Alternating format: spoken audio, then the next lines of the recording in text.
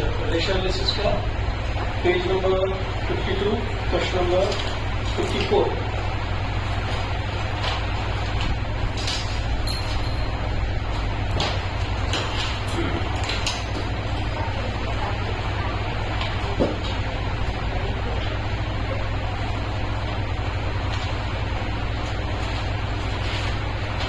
Question अगर exam में आया तो ऐसे ही क्वेश्चन आने के चांसेस है, ऐसे ही मतलब सेम टाइप कर सकता है, इसमें डिफरेंट फिगर्स।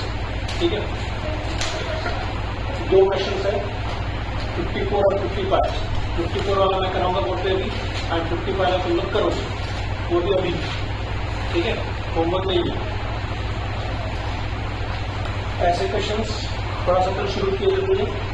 कैसे रखेंगे, पहले इन्फॉर्मेशन गिवन जितनी है उसको पूरा लिखना है, एंड फिर एक एक करके जो जो हमें मिलता है उसके हिसाब से सॉल्व करेंगे। ठीक है,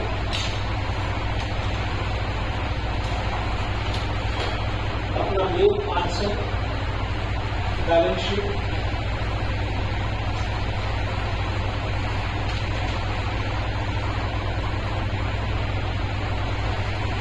अच्छा क्वेश्चन पढ़ा नहीं है, रेशियोज और कुछ इन्फॉर्मेशन गिवन जैसा पहला पढ़ा था, और हमको बैलेंस शीट बनाना है, ये मेरा अपना आंसर है। ठीक है, अब इसके से क्या क्या दिया हुआ है, क्या क्या आपको निकालना है, ये सब वहाँ पे देखेंगे। इसके अपने कल क्वेश्चन के लिए कुछ एक्स्ट्रा इन्फॉर्मेशन दिया है, इससे बहुत बड़ा प्रॉब्लम नहीं हुआ है। ठीक है, लेकिन है वैसे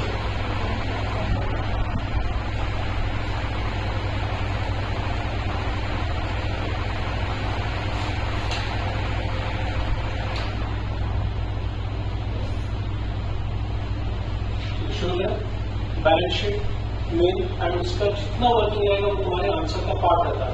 ठीक है, बिना वर्किंग किए तुमने अगर सिर्फ यहाँ पे बैलेंस शीट कैरी कर दिए तो मार्क्स नहीं मिलने वाले।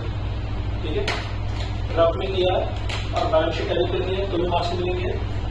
वो लोग बोलेंगे कि तुमने कॉपी करके लिखा। ठीक है, तो उनको ये बताना है कॉपी नहीं किया, इसलिए तुमको पूरा वर्किंग शो करना जरूरी है। पूरा वर्किंग मतलब पूरा वर्किंग। ठीक है, क्योंकि क्या कैसा तो होता है, अगर तुम्हारी बैलेंस शीट कैरी नहीं तो वर्किंग में चेक करना शुरू करेंगे। मीन्स अगर कितने मार्क्स का प्रश्न आता है, पूरा 8 मार्क्स आता है नहीं, 16 मार्क्स।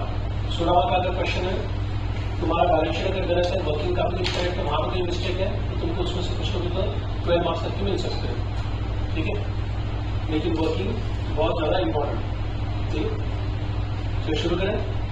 क्या क्या गिवन है? नंबर 1 क्या दिया सबसे पहले? Current ratio. लिखने का तरीका कैसे? पहले पूरा फॉर्मूले के साथ current asset upon current liabilities is equal to कितना दिया है? 2। थोड़ी सी गैप छोड़ना वर्किंग करने के लिए। फिर सेकेंड, दूसरा क्या दिया है? Liquid ratio. लिक्विड रेशियो मतलब क्विक रेशियो। क्विक रेशियो का formula quick asset upon quick liabilities. ठीक है, इसी के साथ में आगे लिख लो। क्विक एसेट का मतलब current asset minus stock upon current liabilities minus bank OD. ठीक है, इसमें भी कुछ लोगों का आंसर डिफरेंट आ सकता है, क्योंकि यहाँ पे वो current liabilities minus bank OD लेते हुए डायरेक्ट करंट लायबिलिटीज को कुछ लोग लेते हैं। ठीक है, वो भी अपनी तरफ से करेक्ट है, हम भी अपनी तरफ से करेक्ट है। ठीक है, इस टॉपिक में ऐसा थोड़ा सा चलता रहता है ये चीज। 1.5। ठीक है, फिर दूसरी क्या है, उसका क्या दिया है? फिक्स एसेट दिया होगा on the proprietary funds. Third ratio है fixed asset upon proprietary fund. ठीक है, फिक्स्ड एसेट का मतलब तो पता है, प्रोप्राइटरी फंड मतलब शेयर होल्डर्स फंड। ठीक है, कितना होगी? 3/4। 3/4 दिया। 3/4 करो कितना आता है? 0.75। ठीक है, या उसका दाव क्या दिया है? Working capital 75। Working capital given 4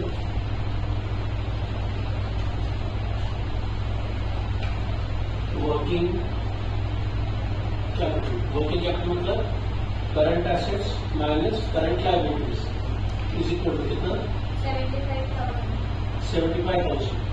ठीक है, अब ये प्रॉब्लम का पूरा वर्किंग में सबको जैसे रखूंगा बोर्ड पे सेम टाइप का अगला मॉडल तुम लोग करोगे। ठीक है, अच्छे समझो कैसे कर रहा हूँ। ऑलमोस्ट स्टेप भी वैसे रहेगी क्योंकि वैसा ही सेम प्रॉब्लम है। ठीक है, हाँ उसका क्या दिया है वर्किंग कैपिटल का रिजर्व एंड सरप्लस वो आएगा बैलेंस शीट में। अपना बैलेंस शीट में शेयर होल्डर्स फंड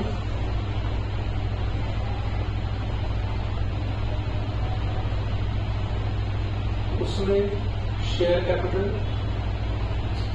अभी अपने को नहीं पता शेयर कैपिटल, लेकिन रिजर्व एंड सरप्लस पता है कितना रुपीज है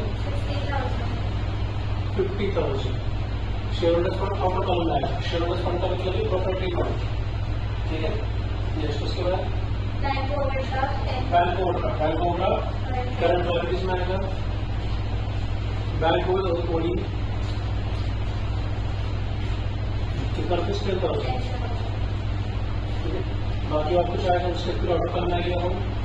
ठीक है, उसके बाद बस अब पूरा कंप्लीट करने के लिए हमको यहाँ पे चाहिए फिक्स्ड एसेट, यहाँ पे चाहिए करंट एसेट्स। करंट एसेट करने के कुछ आइटम्स होंगे, सब कुछ अपने को फाइंड आउट करना है। ये इंफॉर्मेशन गिवन कैसे। ठीक है, यहाँ पे लिखा तुम लोग तो पहले बैठकर कुछ सेट करोगे याद रहेगा सीक्वेंस। चलो ठीक, अब कई स्टेप अपनी प्रॉब्लम किए थे, कैसे आगे बढ़ेंगे इसमें पहले याद ये चीज याद नहीं रखना कैसे करना है। हमको इन्फॉर्मेशन क्या क्या गिवन है और क्या अपने पास हम क्या यूज कर सकते हैं। ठीक है, पूरा इसलिए लिखिए क्योंकि अपने को कुछ भी कहीं से भी कुछ भी काम आ सकता है। जैसे मेरे को बैकवर्ड दिया, बैकवर्ड के अमाउंट यहाँ पर पता है। ठीक है, फिर इसके अलावा रिजल्ट सरप्लस है, रिजल्ट सरप्लस का अमाउंट हमको पता है, वो कहीं यूज होता है क्या, ये कहीं यूज होता है क्या, ये सब चीज चेक करके हमको करना पड़ता है। ठीक है, तो कहाँ से पढ़ सकते हैं आगे।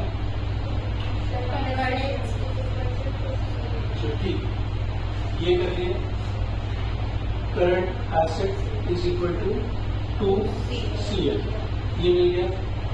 अब इसको कहाँ यूज कर सकते हैं वर्किंग कैपिटल, कल का पढ़ा वैसे ही था। ठीक है, वर्किंग कैपिटल यूज कर सकते हैं, मतलब जहां भी CA लिखा है वहां पे 2CL लिख सकते हैं।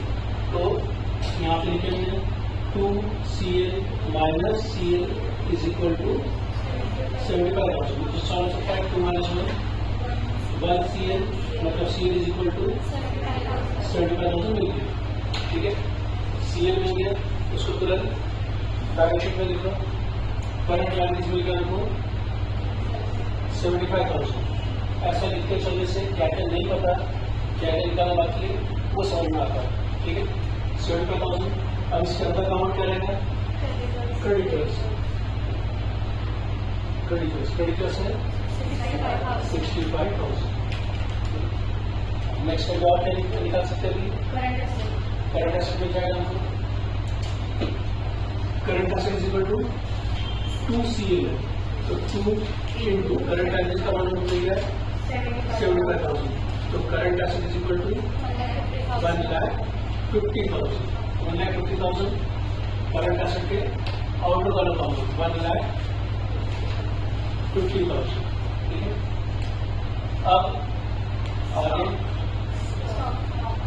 अब ये यहाँ पे 4 चीजें करंट एसेट है, करंट लायबिलिटीज है, बैंक और स्टॉक है। इसमें से 3 चीजें बता दी तो तीनों को लिखेंगे तो चौथा अपने को मिल जाएगा। कैसा करंट एसेट है 1,50,000 minus stock upon current liabilities है 75,000 माइनस बैंक ओडी है 10,000 इज इक्वल टू 1.5। ठीक है, नेक्स्ट स्टेप में क्या हो जाएगा 1,50,000 minus stock upon 65,000 is equal to 1.5। पर। नेक्स्ट स्टेप में 65,000 से 1,50,000 का मल्टीप्लाई करिए, ये हो जाएगा 1,50,000 minus stock is equal to 65,000 into 1.5 कितना था? 97,500। नेक्स्ट स्टेप क्या होगा? Stock is equal to 1,50,000 minus 97,500। ठीक है, डायरेक्ट ये चलेगा कितना? 52,500 डायरेक्ट लिखा चलेगा। स्टॉक का अमाउंट हमको मिल गया 52,500। इसका मतलब बचा हुआ जो है वो डेटर से अदर करंट एसेट वो है 97,500। डिफरेंस आफ्टर वाला तो मिलेगा को 1,50,000। ठीक है, यहाँ पे क्या है? अब एक रेशो बचा हुआ है, बाकी दोनों यूज कर लिए। ये रेशो बचा है और बैलेंस शीट कंप्लीट नहीं हुई है। हमको शेयर फंड का अमाउंट चाहिए, हमको फिक्स एसेट का अमाउंट चाहिए। ठीक है, अब यहां से आगे कैसे बढ़ेंगे?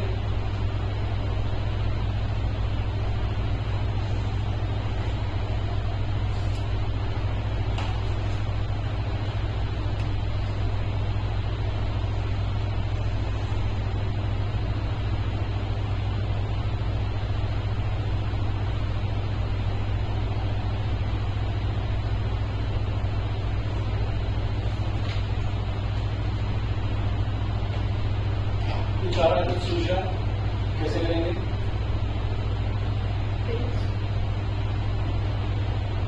प्रोप्राइटरी फंड नहीं लिख सकते, क्यों? क्योंकि हमारे पास अमाउंट नहीं है, हमारे पास उसका सिर्फ एक पार्ट है 1,50,000।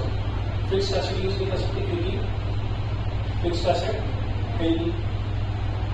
ठीक है, तो कैसे?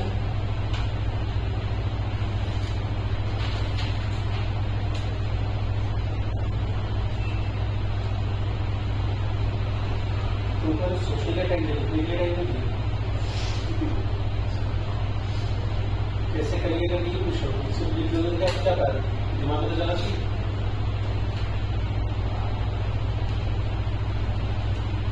क्या सर आ रहा समझ कुछ?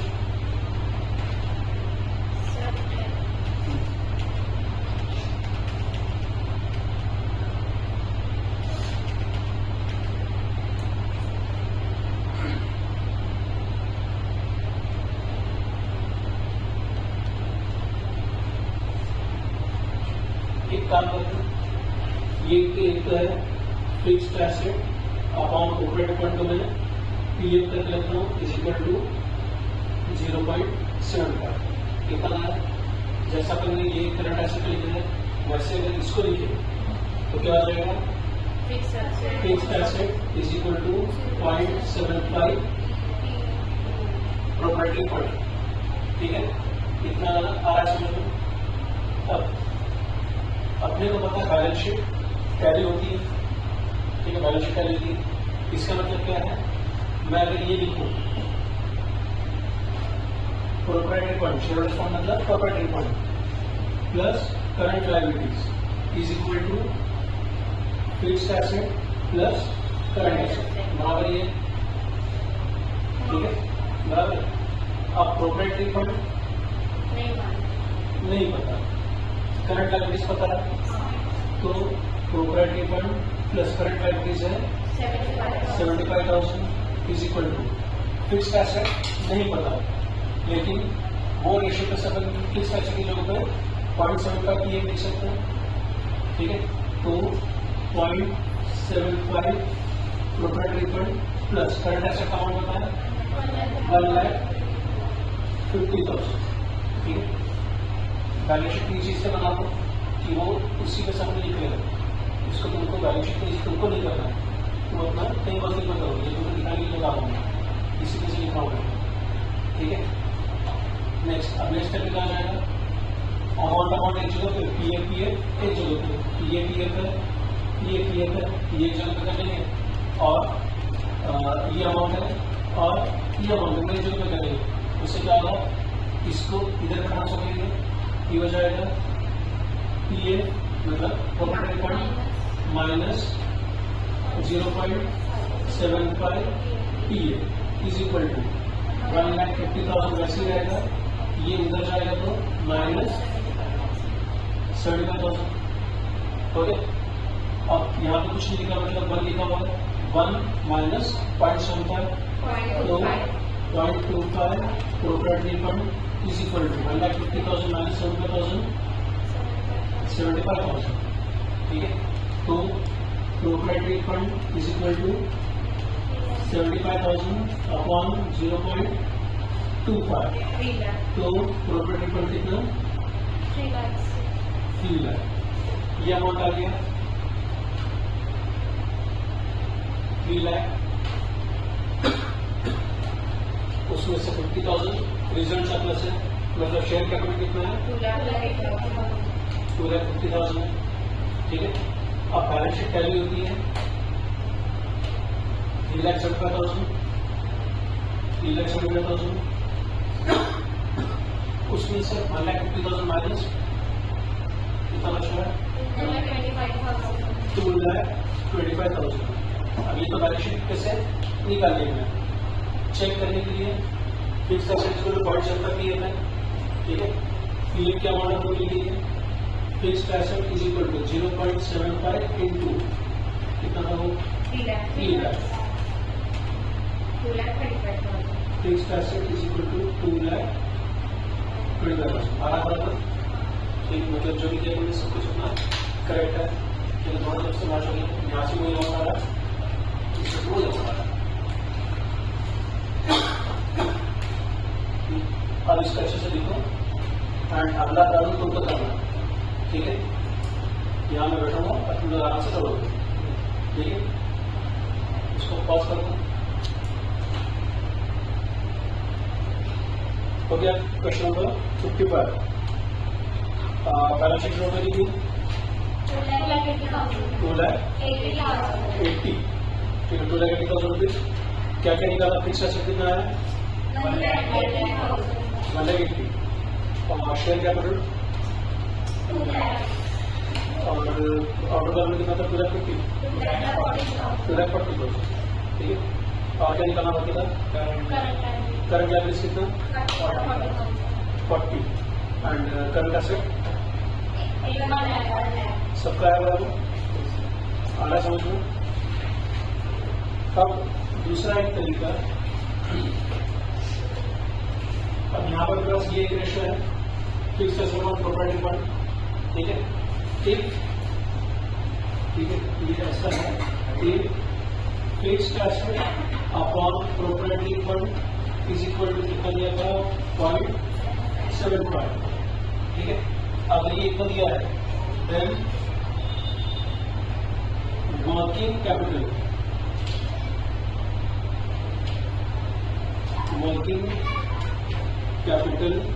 Upon property fund is equal to 1 minus 0.75, that is 0.25।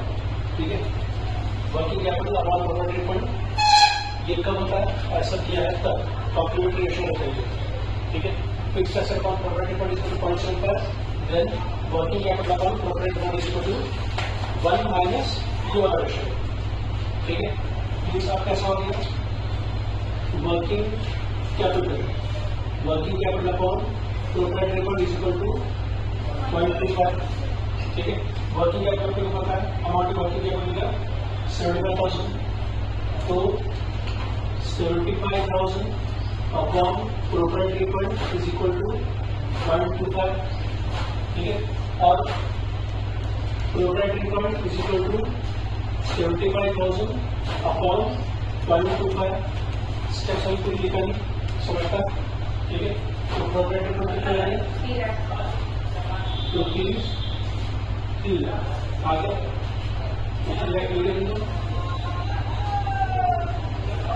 ऐसा भी कर सकते हो। ठीक है, लेकिन उस चीज को याद रखना पड़ेगा, यहाँ पर उनको कुछ याद नहीं रखना। ये जल्दी प्रोसेस है लेकिन मिस्टेक नहीं होगी। वहाँ पर तुमको अगर पता है अच्छे से तो तुम उसको यूज कर सकते हो, फट से आंसर आ जाएगा। ठीक है, हो गया? इसको लिखना तो लिखो एंड बाकी फिर कल से करेंगे। इतना शॉर्टकट करेंगे तो आप बता दें। बाय। Bye bye.